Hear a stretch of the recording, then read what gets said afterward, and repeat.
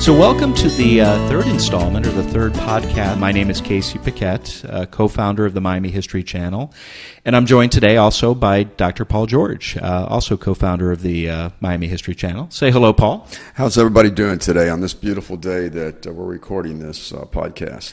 So we are recording this in mid-February at a time when there is snowfall and cold pretty much throughout the north. We're actually recording this once again at the historic Nolan House on Brickell Avenue, which is now Hive Brickell as a smart office concept. You can now lease office space in this very historic residential neighborhood. It's a really good example of how preservation works and can be supported commercially. So they're not a sponsor. We just threw that out there since we're enjoying the fact that we're recording overlooking Brickell Avenue right now. As I mentioned, the Miami History Channel is something that Paul and I are both involved with. It is the sponsor for the Miami History podcast.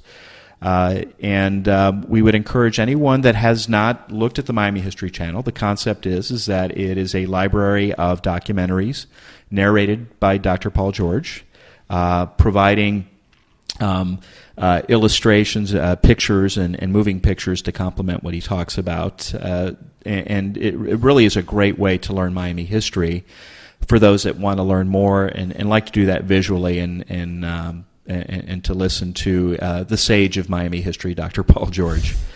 So transitioning back to the podcast, really the purpose of this podcast is to provide a free resource, a podcast for those that are interested in learning about Miami history.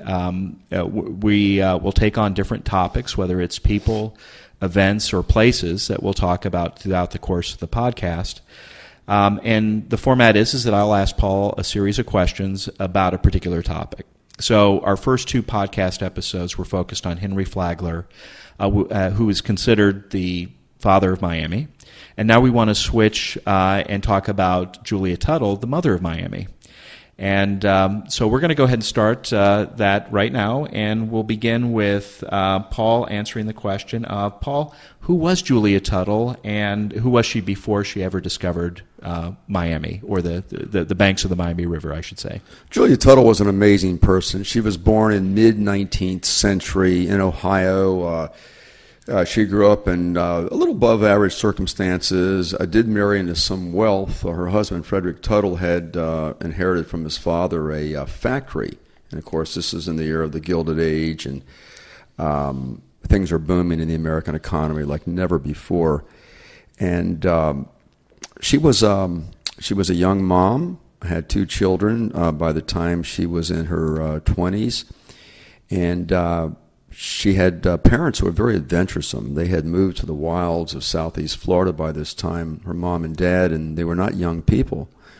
And they came to and settled in as homesteaders, cultivating parts of a 160-acre tract of land somewhere in today's Miami Shores area. One historian believes it was somewhere around today's Miami Shores Country Club. And again, these were the wilds of South Florida, one of the last frontiers in America at that time. So what's interesting about her parents is that they originally came down with the Brickells. So Ethan Sturdivant had an agreement with William Brickell to come down, and he was going to buy land just south of the Brickell land on what was now called the Miami Circle, the dog park if you live in the area and have a dog, or what was referred to as Brickell Point. So when he had worked with William Brickell to help build their home, something happened. There was a disagreement. So really, Sturdivant left the mouth of the Miami River and went north, which is where he bought his property. So, Paul, could you talk a little bit about Julia Tuttle? She didn't obviously come down right away with her parents, but she did visit, and what her impressions of South Florida were at the time when it was just wilderness. Well, she was in her mid to late 20s when she came down here in 1875 from Cleveland in early March. And you can contrast Cleveland's weather at that time with the lake nearby and Miami's weather in March. And she fell in love with the area. Of course, she came down to visit her parents. But once she saw the mouth of the Miami River, and the only area that really had any type of, not so much settlement, but a fading built environment was the north bank of the river. The Brickells, of course, were already ensconced just by a few years on the south bank, but the north bank had remnants of an old slave plantation, an army fort, and she fell in love with the mouth of the Miami River, and I think somewhere along the way probably vowed to herself that eventually she would move down here. This subtropical paradise was really something I think that she thought was very, very compelling. And she would make other visits to Miami subsequent to 1875, and I think those visits endeared the place more to her than even her first visit. So years later, her husband passed away.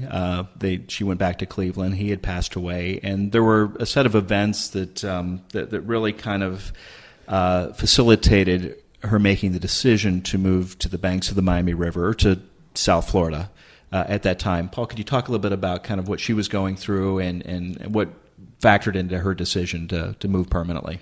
Well, her husband had left her in debt when he passed away. He was really loose in the way he handled money, and rather than receiving the benefits of an entrepreneur and a factory and all, instead she was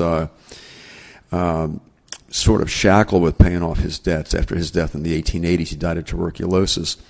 So she began to work very hard to do that. She took a beautiful home she had on Fairmount Avenue in Cleveland, a very upscale area, and converted it into a rooming house, and any way that she could begin to whittle away at this debt. And eventually things did turn better for her financially. She really had the business acumen that her husband didn't have at that time, which was interesting. And she always had in the back of her mind that Miami's the place she was going to be. Her parents passed, and she picked up some kind of inheritance there that would enable her perhaps to move more easily from Cleveland to Miami. In 1887, for an undisclosed amount of money, and I've been to her probate file, but I've never seen anything about the transaction, she bought much of what becomes downtown Miami. And it was 4 years later, in 1891, on November 13th, that she and her two children, now young adults, moved to the Miami River. That would be the area on the north bank, near the mouth, about where the Hyatt Regency is today in downtown Miami at 400 Southeast 2nd Avenue. I've always found the connection between Cleveland and Miami is very compelling. Julia Tuttle, of course, she had known Henry Flagler from Cleveland. She knew J.D. Rockefeller from Cleveland during his Cleveland days, and became friends, or at least had some social interaction with James Ingram, who became a lieutenant for Henry Flagler. So as she was touting the benefits and everything about South Florida, she was also very persistent in reaching out to Flagler. She knew that in order for her vision to become reality, she would need a little bit of help, and Flagler and Henry Plant were two candidates that could have done that. So she had talked to both. Paul, could you talk a little bit about kind of her vision around how Miami would become a great southern city, and really, once Flagler decided to come down, how she negotiated with him and how she looked at things? Well, she, again, I think she was way ahead of her time. She loved the physical assets of the area. She raved about the clouds and, of course, about the weather and the blue skies and the subtropical verdant ambiance of the place. But she also, I think, looked even deeper than that. She saw it as a potential gateway to the Americas, a great nexus between the Americas, a great trading center because of all the waters and its location above the Caribbean and the West Indies and Latin America. And she said, all we need to do to really jumpstart this whole thing is get it connected with other parts of the United States and begin to bring in the kind of investment that would make this a reality, a great port city, among other things. And she was very proactive. She went after Flagler in letters soon after she moved here in 1891 and offering him half of her land if he'd move his railroad. As I mentioned before, it had gotten as far south as West Palm Beach in 1894, which was incidentally a city he created. And finally, she was able to get his ear after two great freezes wiped out citrus crops as far south as parts of today's Palm Beach County. And he came down and visited with her, and they secured a deal. And it's interesting to look at that contract. They had a verbal agreement in late February of 1895 that he would bring his railroad to Miami. In return, she would give him half of her land.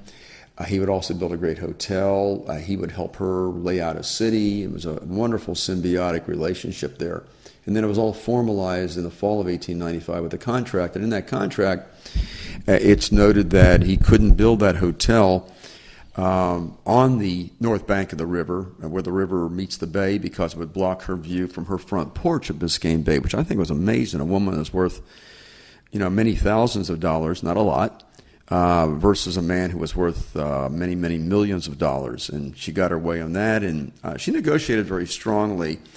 She was able to prohibit alcoholic providing establishments in Miami. She was very spiritual. She would donate land for example, the Episcopal Church. She was a recent convert to it.